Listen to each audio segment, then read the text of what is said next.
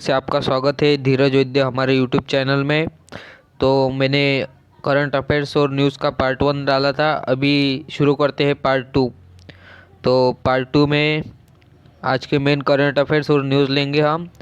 तो आज की जो है तो करंट अफेयर्स, तो भारत देश की पहली जो बुलेट ट्रेन है वो गुजरात स्टेट से महाराष्ट्र स्टेट तक चालू हो रही है। तो उसके लिए जो महाराष्ट्र स्टेट से जो है जो गुजरात तक जाने वाला जो रास्ता है, तो उसमें समंदर के नीचे से सुरंग बनाने की योजना है। तो इस योजना में कई कंपनियों ने रुचि दिखाई है, तो ऐसा इनका कहना है।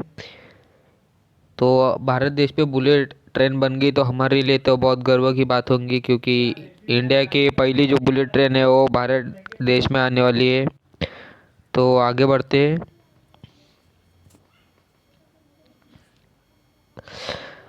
तो आज आपको पता होगा कि मुंबई में आज किसान आंदोलन चालू है। तो अभी मैंने न्यूज़ देखी थोड़ी देर पहले, तो न्यूज़ में लाइव भी दिख रहा था कि किसान आंदोलन चालू है। बहुत सारी भीड़ मुंबई में इकट्ठा हो गई है और उनको जाना है दिल्ली। पर दिल्ली में अभी गणतंत्र दिवस की वजह से किसी को जाने की परमिशन नहीं है।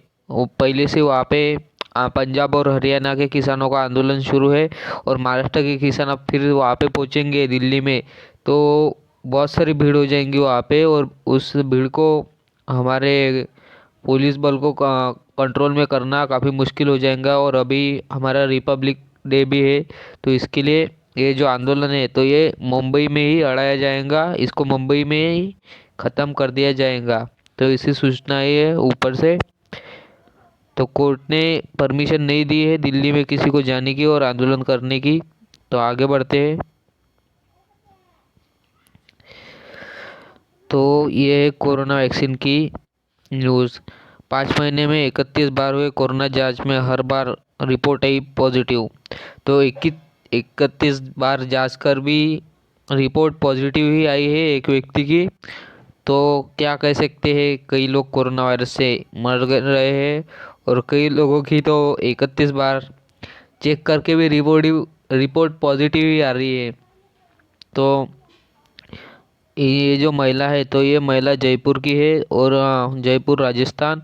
और इनकी ये जो है 30 वर्ष की महिला है और इनकी हालत अच्छी दिखाई दे रही है। मतलब इतने हालत ख़राब नहीं है, पर हाँ रिपोर्ट जो है वो पॉजिटिव आई है।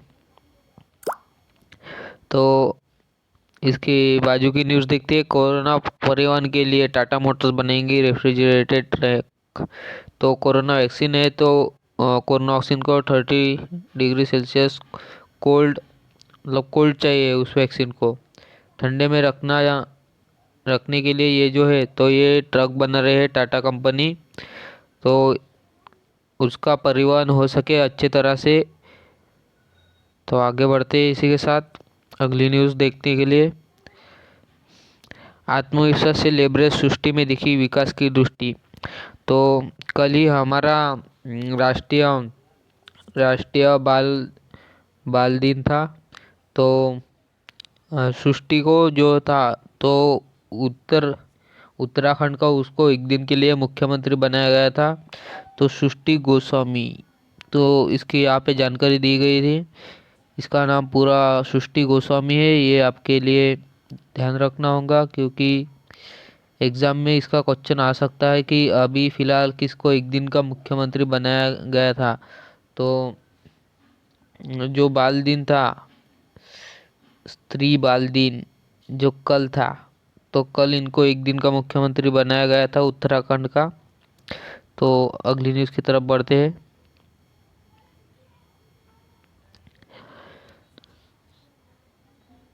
टोडरमल की डायरी का अंग्रेजी में किया जाएगा अनुवाद। तो ये टोडरमल कौन है? तो ये टोडरमल है मुगल बादशाह अकबर अकबर का नवरत्नों में से एक है।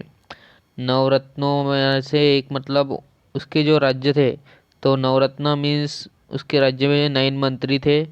तो मंत्री रत्न, तो मंत्री को आप रत्न भी कह सकते हैं। उनके काल में रत्न कहा जाता था, अभी उनको मिनिस्टर्स मंत्री कहा जाता है।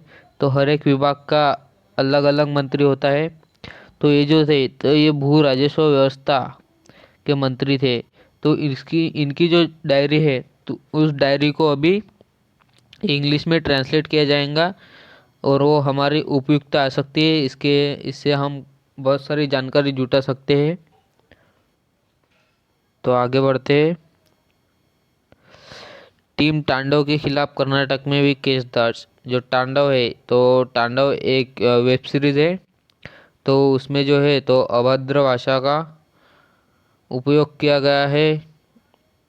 तो इसके लिए उस पर केस दर्ज हो गई है अभी फिर से। तो कर्नाटक कर्नाटक स्टेट में अभी केस दर्ज हुई है और महाराष्ट्र में भी केस दर्ज है, एमपी में भी केस दर्ज है, यूपी में भी केस दर्ज है, एमपी, यूपी, महाराष्ट्र और अब कर्नाटक। तो ऐसे 4 राज्यों ने इस पर केस कर दी है। तो कुछ कह नहीं सकते इस वेब सीरीज़ का कि क्या कार्रवाई होंगी। तो आगे बढ़ते हैं। तो ये है स्पोर्ट की न्यूज़। अभी हाल ही में नेशनल रेसलिंग चैंपियनशिप हुई है। तो उसमें जो विजेता है, तो इस विजेताओं के नाम मैंने दिए गए हुए हैं। जो 65 केजी के इसमें है, तो रोहित को गोल्ड मिला है हरियाणा के। और 70 केजी के इसमें विशाल विशाल को मिला है रेलवे के गोल्ड। पर इसमें सब मैंने नाम दिए गए हुए हैं। 79 केजी में राहुल राठी को रेलवे के गोल्ड मिला है। 86 केजी में प्रवीण चरहर को गोल्ड मिला है। 97 केजी में सत्यव्रत खादिन को गोल्ड मिला है। पर टीम पोजीशन में रेलवे ने 192 पॉइंट्स कमाए। सर्विसेज का मतलब होता है मिलिट्री सर्विसेज या फिर अदर आर्मी सर्विसेज, ये सर्विसेज में आते हैं। और ये हरियाणा स्टेट स्पोर्ट में काफ़ी अच्छा है बाकी स्टेट से। तो जो ये ऊपर के है जो 65 केजी, तो 65 केजी ये सबसे पहला जो वजन घट है। तो ये काफ़ी चर्चा में है, इनका पेपर में भी आया है। पहलवान रोहित को 65 केजी में बने नए राष्ट्रीय चैंपियन। तो साई है स्पोर्ट एसोसिएशन ऑफ इंडिया। तो इन्होंने WFI पर कार्रवाई करने का आदेश दिए हैं। Wrestling federation of India WFI यानी जो इन्होंने जो आयोजन किया था, तो उसमें कोविड नियमों का पालन नहीं किया गया था, इसलिए उस पर कार्रवाई के आदेश दिए है सही ने। तो आपको सिर्फ ये याद रखना है कि पहलवान रोहित को 65 केजी में मेडल मिला है, गोल्ड मेडल मिला है और वो नए राष्ट्रीय चैंपियन बन चुके हैं। तो इसी के साथ आगे बढ़ते हैं हम। तो अगली न्यूज़ है ब्रह्मपुत्र पर चीन की बांध बनाने की योजना, भारत से छिड़ेगा अब जल युद्ध। अगर ब्रह्मपुत्र डैम पर इन्होंने बांध बना दिया, ये देखिए यहाँ से ऐसी नदी आ रही है और यहाँ पे डैम है और डैम बना दिया ब्रह्मपुत्र नदी पर, और इधर भारत के कुछ गांव है। अगर इस बांध के दरवाजे अचानक से खोल दिए और ज़्यादा पानी इधर छोड़ दिया भारत की तरफ, तो ये गांव बह जाएंगे और यहाँ के जो रहने वाले नागरिक है, तो वो उनकी मौत भी हो सकती है इस पानी की वजह से। और बहुत सारा असर इंडिया पे पड़ सकता है।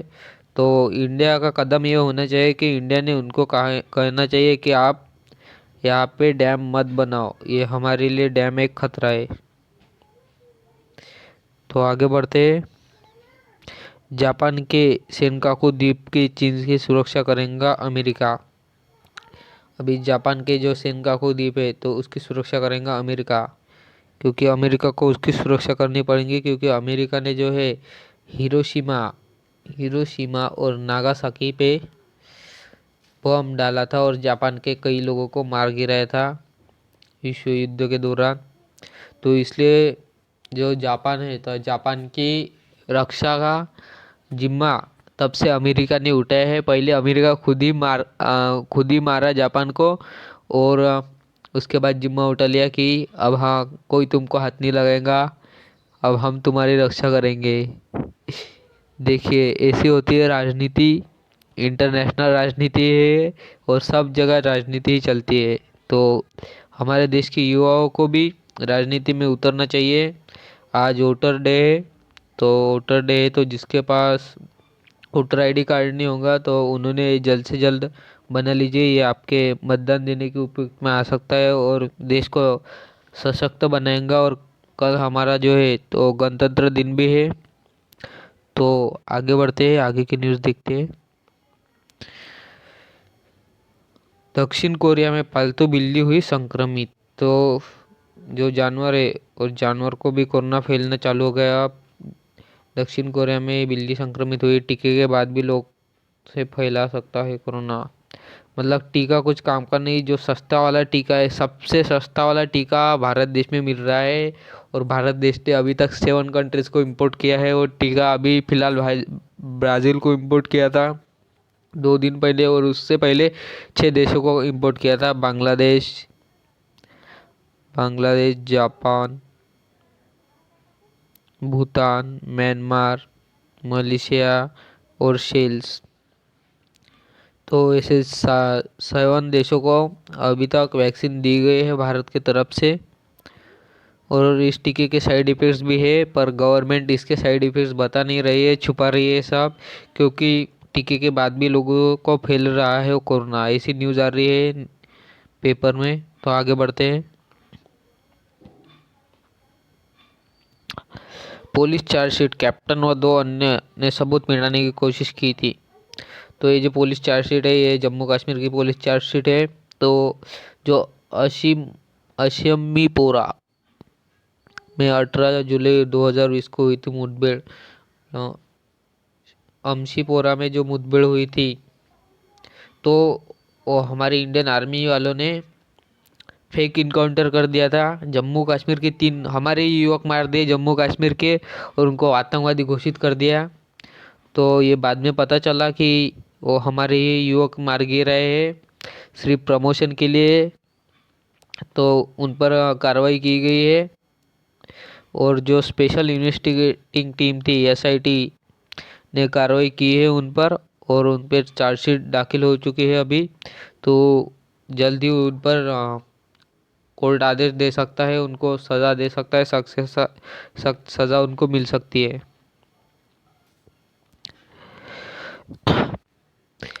सीने पर हाथ लगाने को मात्र कोई और हमला नहीं माना जाएगा, ऐसा कहा है हाई कोर्ट ने, महाराष्ट्र के हाई कोर्ट ने। तो ये केस क्या है दोस्तों? तो ये केस है पॉस्को एक्ट के तहत। तो इस केस में हुआ था कि एक व्यक्ति ने अ, एक लड़की के एकदम चेस्ट को टच किया था, मतलब टच किया था। तो ये केस कोर्ट में चल रहा है अभी, हाई कोर्ट में चल रहा है। जो वहाँ का डिस्ट्रिक्ट कोर्ट है तो उसने ये आदेश दे दिया कि आपको 3 साल की सज़ा मिलेंगी अब तो, क्योंकि आपने लड़की को टच किया है, उसके साथ बदसलूकी की है। और धारा 354 के तहत शीलभंग और पॉक्सो एक्ट के तहत आपको सज़ा मिलेंगी। तो इन्होंने जो है तो इन्होंने हाई कोर्ट में चले गए फिर ये कि गलती हो गई हमसे, हमको माफ़ कर दो। तो हाई कोर्ट ने कहा कि जो है आपकी अगर स्किन से स्किन टच हो तो ही वही अपराध लैंगिक दुर्भावना के श्रेणी में आता है, पॉक्सो पॉक्सो के श्रेणी में आता है। अगर स्किन से स्किन टच हो तो वो एक सज़ा कम कर दी है, पर जो धारा 354 के तहत 1 वर्ष की सज़ा बरकरार रखी है। तो धारा 354 है सील भंग करना। तो सील भंग करने की वजह से 1 साल की सज़ा उस आदमी को दी गई है। और हमारा कानून और भी स्ट्रिक्ट करने को चाहिए। ऐसा अगर कोई करता है छोटे बच्चों के साथ पॉक्सो, तो उसको एकदम कड़ी से कड़ी सक्षम कारावास की सज़ा मिलनी चाहिए, उसके आधी आयु होने तक, ये क्या है, 1-2 साल की सज़ा से कुछ नहीं होने वाला। 1-2 साल में वो व्यक्ति फिर छूट के आएगा, फिर कुछ ना कुछ करेगा। इससे अच्छा हमारे कानून में थोड़ा बदलाव आना चाहिए और सज़ा एकदम स्ट्रिक्ट करनी चाहिए।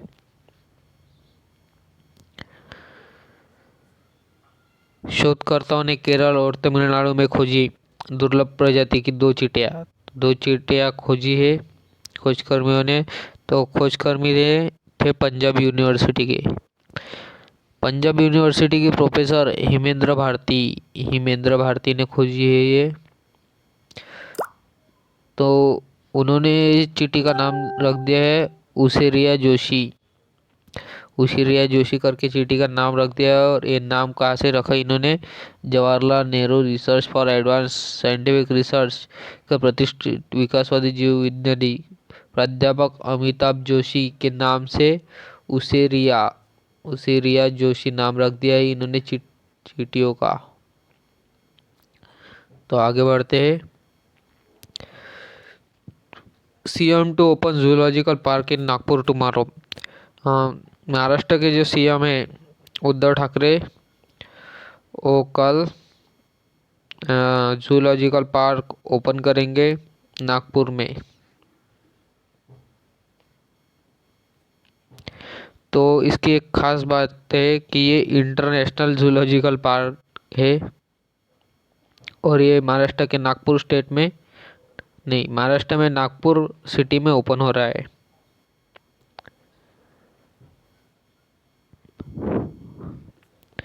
तो देखिए ये बहुत बड़ा साइड इफेक्ट्स है।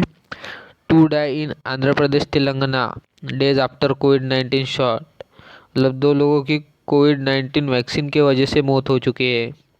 तो कोविड-19 वैक्सीन का दुष्प्रभाव भी है, तो वहाँ के गवर्नमेंट ने वैक्सीन के जांच करने के आदेश दे दिए कि क्या खामी है वैक्सीन में, क्यों लोग मर रहे हैं। हमारे साइड इफ़ेक्ट्स के कारण कई लोग मर रहे हैं और हर बार न्यूज़पेपर में आ रहा है कि लोग मर रहे हैं, लोगों को हार्ट अटैक आ रहे हैं।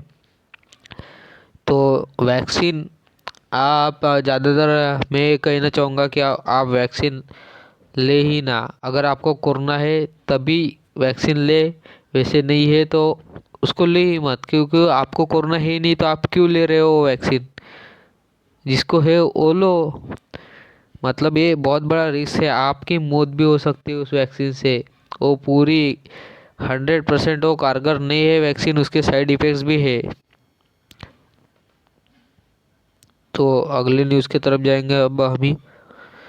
UN rights body calls for release of Bhima Koregaon एक्टिविट्स।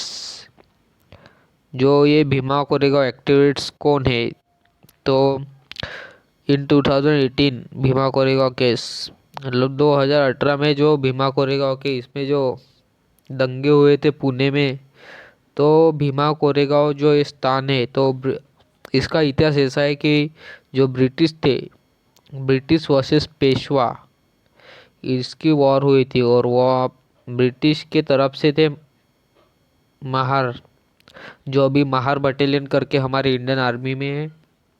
तो ये वही बटालियन है।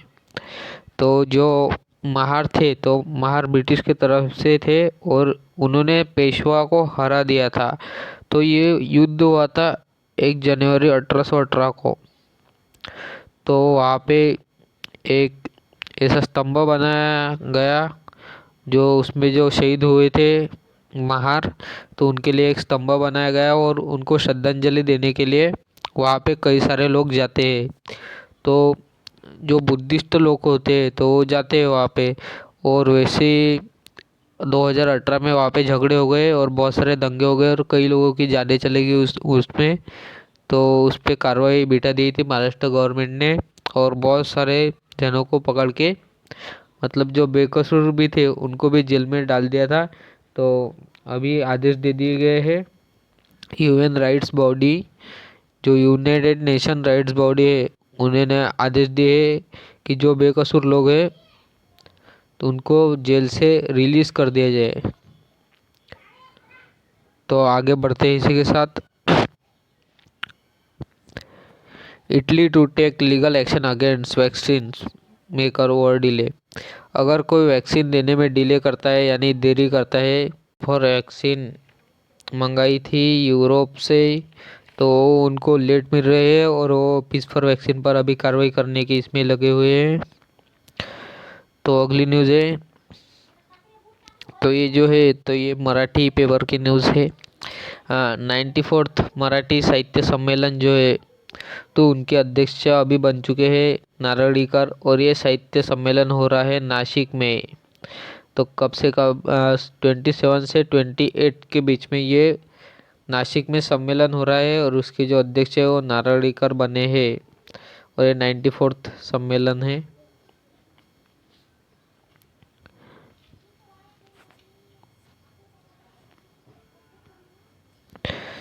और ये भी महाविद्यालय, जल्द ही महाविद्यालय शुरू हो सकते हैं क्योंकि सभी स्कूल चालू हो गए हैं, और 4 से 5 दिनों में इस पर निर्णय आ सकता है, ऐसा उच्च व तंत्र शिक्षण मंत्री उदय सामंत इन्होंने कहा है। और वो कल ही ऑनलाइन आए थे तो उन्होंने ये भी कहा कि अभी पूरा कोरोना गया नहीं है, और जब तक कोरोना जाता नहीं तब तक हम ऑनलाइन ही एग्ज़ाम लेंगे, मतलब कॉलेज भी खुले तो भी ये ऑनलाइन एग्ज़ाम लेंगे एमसीक्यू पैटर्न में, क्योंकि ऑनलाइन पढ़ाई हो गई है और ऑफलाइन एग्ज़ाम कैसे चलेगा। और दोस्तों आपकी एग्ज़ाम जो है वो ऑनलाइन होने वाली है महाराष्ट्र स्टेट में। अभी तक अदर स्टेट के कुछ आदेश आए नहीं, और महाराष्ट्र स्टेट के मंत्री ने घोषणा कर दी है कि हम एग्ज़ाम ऑनलाइन ही लेंगे। तो इसके साथ आज के पूरे न्यूज़ और करंट अफेयर्स ख़त्म होते हैं। थैंक्स फॉर वॉचिंग, और हमारा चैनल सब्सक्राइब करना ना भूलें। Thank you.